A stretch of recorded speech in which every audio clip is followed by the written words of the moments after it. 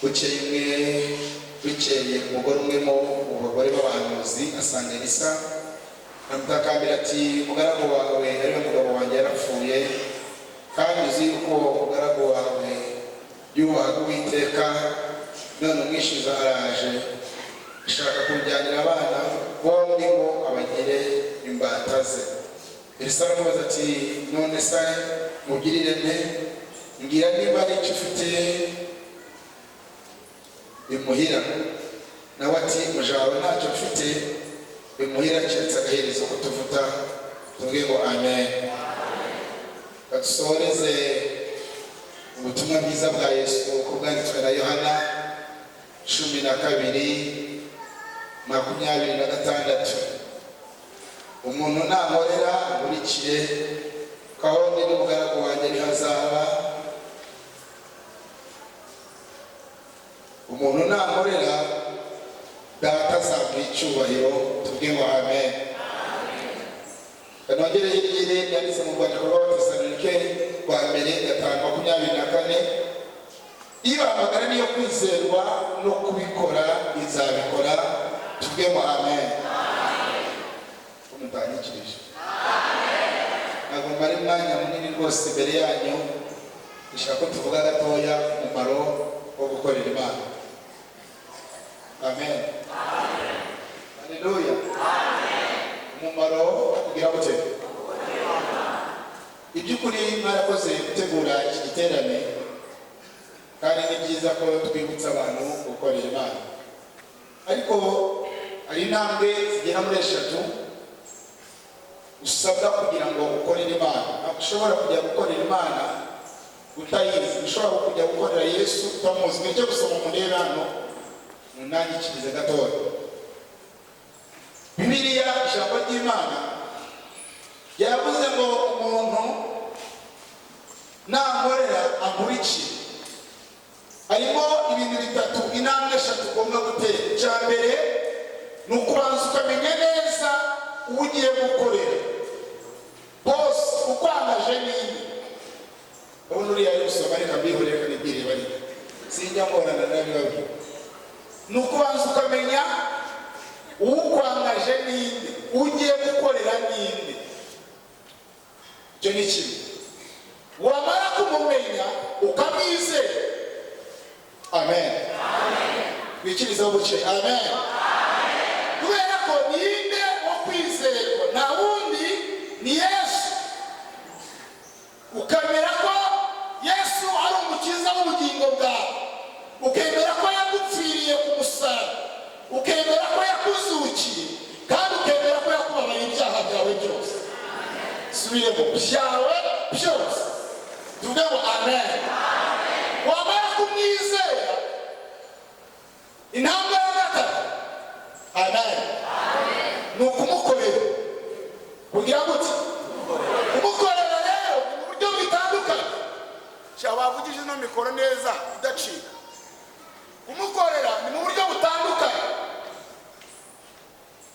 Gukorera Imana umuntu yayikorera mu buryo butandukanye bitewe n'umuhamagaro Imana yamuhamagaye. Cya kane ni ukumenya neza misiyo yawe. Misheni ni iki Imana iguhamagaye gukora.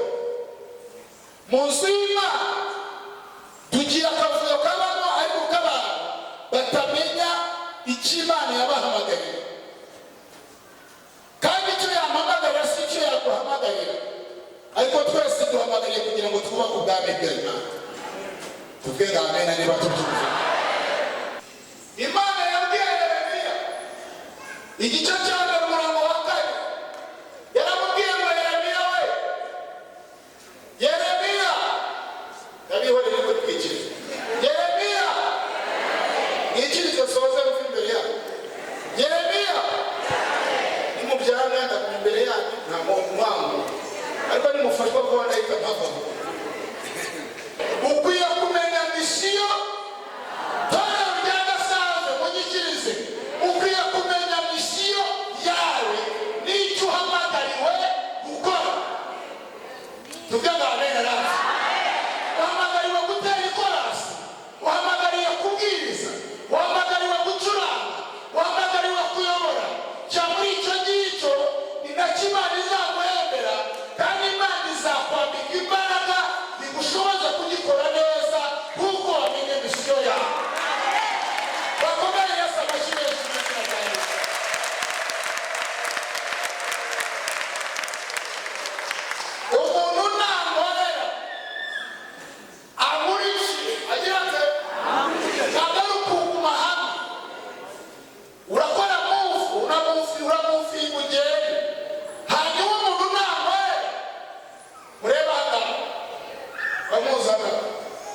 urafashwa ntabwo urafashwa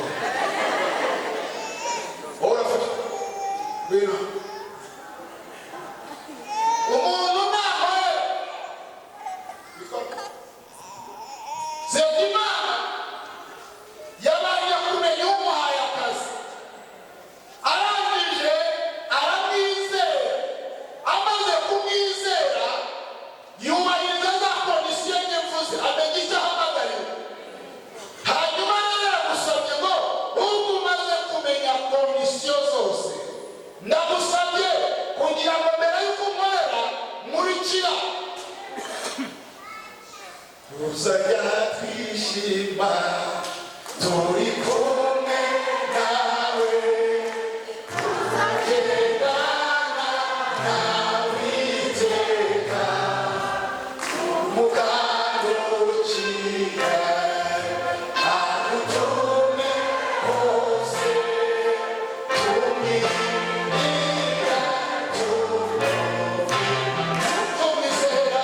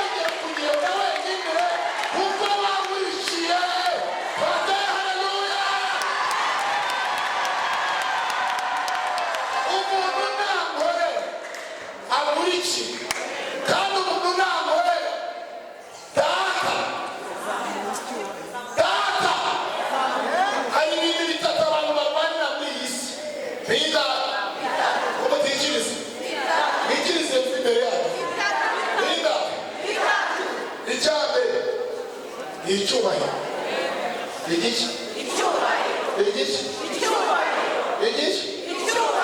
niyo mpamvu nshaka kuva imbere yanyu ngo bahindire abataririmbye mwatamufureka ejo ntimuzagaruke mwaratwimye mwaradusuzuguye siko bavuga nta yindi mpamvu ni ka kantu kitwa iki kandi n'utigishije nawe batamuhana nawe yafureze ko bati basuzuguye bantu barwanira iki ndagira ngo mbwire ngo ntabwo Imana itanga icyubahiro gusa amen ikiriza amen ntabwo Imana iyo umuntu ayikoreye gusa Imana imuha icyubahiro gusa Imana imuha icyubahiro ariko ikaguha n'ibituma wubahwa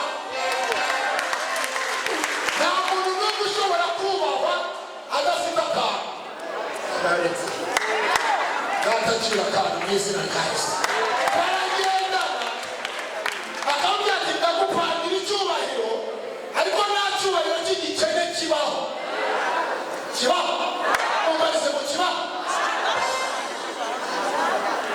nta cyubahiro cy'igikene kibaho nunkorera data nzaguha uzubahwa n'abantu ubahwa n'abakomeye ariko nugira n'imbere y'abadayimoni bazakubaha kuko ufite ubutware bwo kubica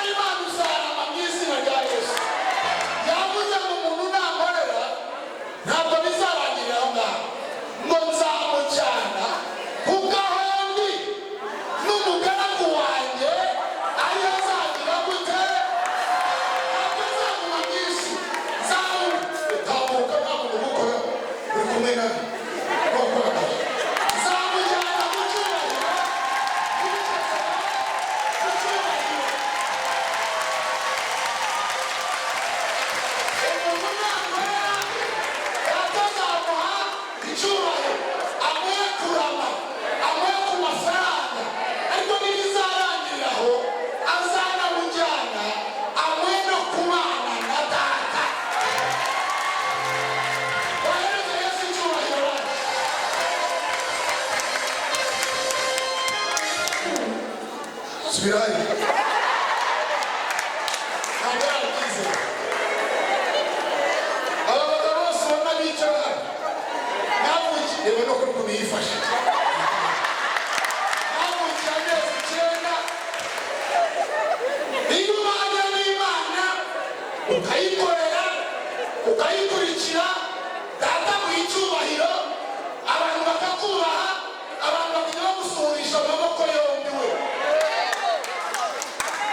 bigasoza nta mwanya ufite bakajya bagusuhurisha amaboko yombi ni ukuri kw'Imana mu gitondo bakaza bagakomanga iwabo bakabati mwabusha turatekeye mwabusha